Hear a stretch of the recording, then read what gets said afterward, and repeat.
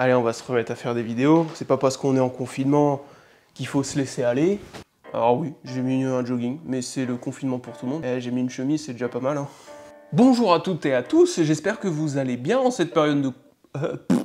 Bonjour à tous et à toutes, j'espère que vous allez bien en cette période de confinement, que vous vous confinez bien. Et c'est tout le sujet de cette vidéo, car aujourd'hui je vais vous expliquer comment j'ai réalisé cette vidéo. On se retrouve tout de suite après, c'est très court, je vous le promets, à tout de suite.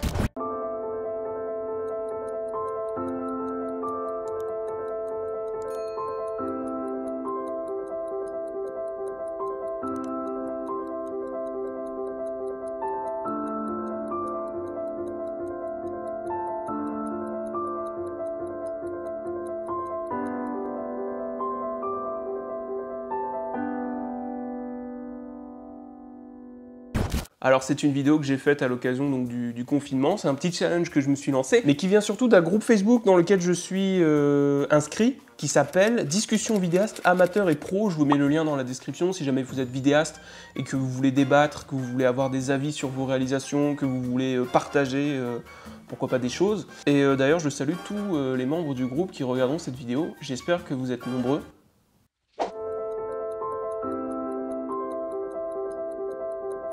Pour moi, la première étape, ça a été de dire, ok, on fait une pub de montre, mais on fait une pub de montre comment? Il peut y avoir mille et une manières de faire une pub pour une montre. Donc déjà, la première étape, ça a été d'éliminer le style de pub que je ne voulais pas faire. Donc déjà, quand on voit la tête de la montre, on se dit qu'on va pas faire une pub sportive, on va pas faire une pub hyper rythmée, hyper jeune, hyper dynamique, hyper machin. Ça, c'est une montre, tu fais une pub élégante avec. Donc c'est la marque Fossil, voilà, c'est pas sponsor.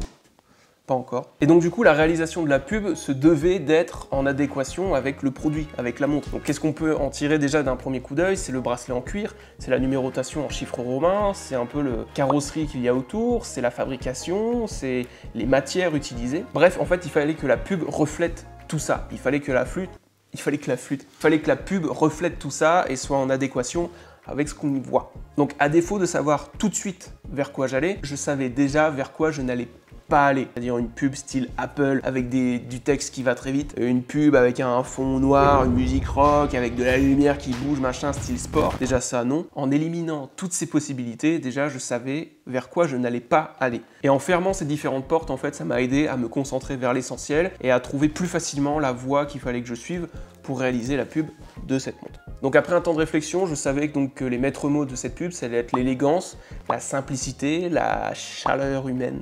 Alors surtout aussi, j'avais une idée en tête en regardant cette montre, c'était de pourquoi pas mettre cette pub-là, la mettre en place dans un atelier d'horloger. Mais c'est une idée que j'ai gardée et que j'ai gardée en tête dans le processus de réalisation. C'est-à-dire pour moi, je me suis dit, tiens, qu'est-ce que ça donnerait si jamais on tournait cette pub dans un atelier d'un horloger? Voilà, donc c'est le pitch un petit peu que je me suis fait pour réaliser cette pub. Et tout est parti de là. Et donc, j'ai conçu mes plans et ma lumière en fonction de ça. Pour la lumière, j'ai utilisé un panneau LED Neewer, dont la référence est dans la description. J'en ai aussi parlé dans une vidéo précédente. Si jamais ça vous intéresse, la vidéo est sur la chaîne YouTube.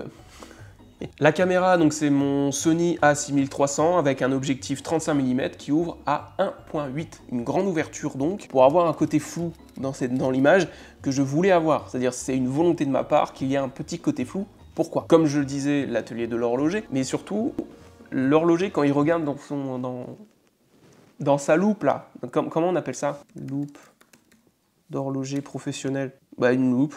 Bref, quand on regarde dans une loupe d'horloger, on a une image très proche, c'est un peu flou, voilà. Donc je voulais retrouver cette sensation-là. Donc c'est pour ça que j'ai gardé une grande ouverture pour avoir un côté flou dans la vidéo. Donc c'est l'idée que je voulais donner avec les plans macro qui se trouvent dans la vidéo. Pour les plans macro, justement, j'aimerais avoir toute votre attention sur ce que je m'apprête à vous dire et vous indiquer que cette cascade a été réalisée par un professionnel. Merci de ne pas reproduire ça chez vous.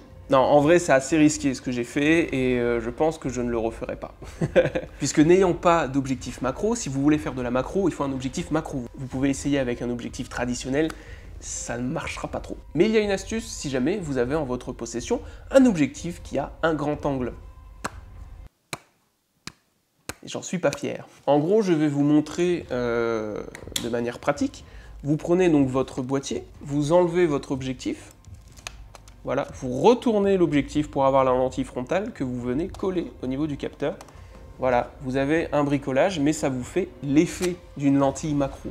Voilà. Les risques, évidemment, c'est de la poussière qui peut rentrer sur le capteur. C'est potentiellement aussi endommager l'objectif. Donc, si jamais vous tentez ça, faites-le avec beaucoup de précautions, parce que c'est hyper risqué. Donc ça donne une image macro avec pas énormément de piqué, mais c'est pas bien grave, car c'était en phase avec ce que j'avais envie de faire, et avec l'ambiance globale que j'avais envie de donner à la vidéo. Voilà, maintenant vous connaissez cette astuce, vous en faites ce que vous voulez, mais vous ne me jugez pas, d'accord? J'aimerais aussi parler du plan de fin et souligner que je n'ai pas utilisé de gimbal. Voilà, les fameux gimbals. On en reparlera dans une prochaine vidéo, mais les fameux gimbals ne sont pas essentiels et font partie du matériel secondaire. Donc pour le plan de fin, je disais, je n'ai pas utilisé de gimbal, mais tout simplement un effet de bascule avec le trépied. Je préférais cette impression de bascule où on a l'impression de plonger dans l'horloge plutôt que d'avancer vers elle comme ça. Je trouvais ça beaucoup plus intéressant, même si c'est subtil, c'est léger, c'est un choix. Voilà, j'aurais pu le faire, il y a un Weebill S juste là, juste derrière. Donc l'étape de la post-production, ça a été assez rapide puisque je savais déjà ce que je voulais faire, je savais déjà l'ambiance que je voulais avoir. La musique, je la connaissais déjà en avance, je l'avais déjà préparée en amont, en même temps que je réfléchissais à l'ambiance, à la réalisation que je voulais donner. Donc la musique, je l'avais déjà, donc la post-production a été assez rapide à faire. Donc le tout, ça a été de réunir tous les éléments, de les rythmer et puis de donner une cohérence à tout ça. Voilà, j'ai juste étalonné les plans pour donner un ton chaud au niveau des plans, et j'ai également ajouté des effets de poussière sur les gros plans, notamment les plans macro. Ce que j'ai essayé de dire à travers cette vidéo, c'est qu'une belle réalisation, un processus de réalisation, ça passe pas uniquement par une belle lumière, une caméra 4K de la mort qui tue et des transitions whoosh-wish sur première. Ça demande beaucoup de réflexion avant, et je dis surtout ça aussi pour les vidéastes qui débutent et ceux qui se demandent quel est le plus important au final quand on commence la vidéo. C'est un ensemble, c'est une manière de réfléchir, c'est une manière d'appréhender un petit peu, de dire qu'est-ce que je peux apporter et comment est-ce que je peux mettre en valeur cette montre de la meilleure des manières. Et voilà, c'est le processus créatif, c'est comme ça aussi, il faut y aller, il faut tester, il faut avoir une idée, se dire tiens, avec cette idée-là, qu'est-ce que je peux en faire? De l'idée de l'atelier d'horloger, j'en ai déduit la macro, j'en ai déduit la poussière, le ton chaud, l'ambiance, etc. Et de là a découlé plein de choses.